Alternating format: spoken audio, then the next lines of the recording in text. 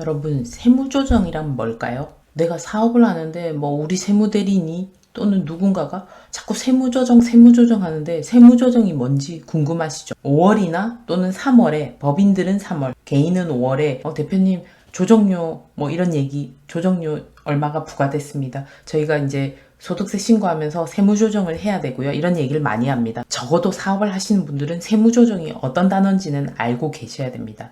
세무조정은 말 그대로 우리가 소득세나 법인세 세액 계산을 하기 위해서 세금 신고를 하려면 세액 계산을 해야 되는데 세액 계산용 소득을 별도로 계산하는 거는 너무 힘든 일입니다. 그래서 평소에 회계상 재무제표를 만들어 놓은 거를 세법 기준대로 우리가 맞춰주는 거를 세무조정이라고 합니다. 우리가 재무제표 설명드릴 때 제가 손익계산서 말씀드렸잖아요. 이렇게 A업체, B업체가 매출이 1,500으로 똑같고 비용이 A업체는 500원을 넣었는데 B업체는 200원을 넣었어요. 그래서 이익이 A업체는 1,000원이 나왔고 B업체는 1,300원이 나왔습니다. 이게 이제 회계상 이익이 되겠죠.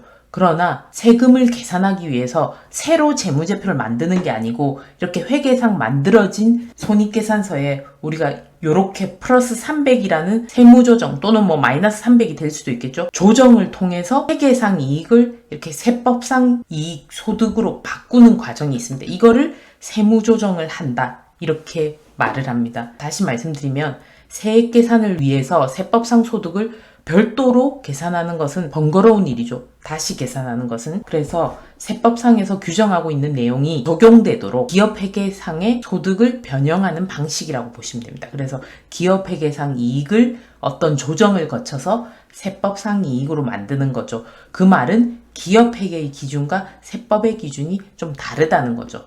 그러면 똑같은 감가상각이 일어났는데 이 회사는 500으로 달았고 이 회사는 200으로 달았어. 밑에 보시면 기업회계는 회사의 실질을 반영하는 것이 목표이기 때문에 다양한 처리 방법이 허용이 되지만 세법은 공평과세를 달성해야 합니다.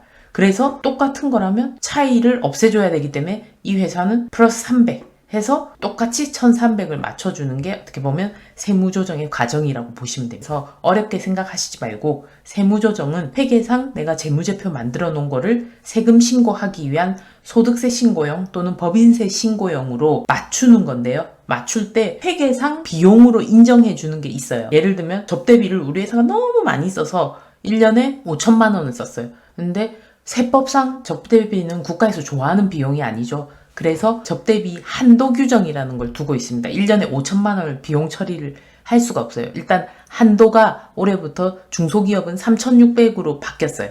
3,600에 플러스 매출액의 몇 프로 이런 한도가 조금씩 늘어나긴 하지만 일단 기본이 3,600입니다. 근데 내가 5천을 계산했다. 이러면 세법에서는 1,400을 비용으로 인정을 못 해주겠다는 거죠. 그래서 여기에 이익에서 플러스 1,400을 더한 게 나의 법인세법상 소득이 되는 겁니다. 그래서 그런 회계상 기준과 세법의 기준이 다르기 때문에 우리가 세법상 세금을 계산하기 위해서 세무조정이라는 과정을 거치게 된다는 것을 아시면 되겠습니다. 그래서 간단하게 세무조정 계산서를 한번 보여드리면 우리가 결산서상 당기순손익 이렇게 나오죠. 이게 회계상 손익계산서의 맨 마지막 아래에 있는 당기순이익입니다. 그게 1억 8,100만 원이죠. 1억 8,100만 원.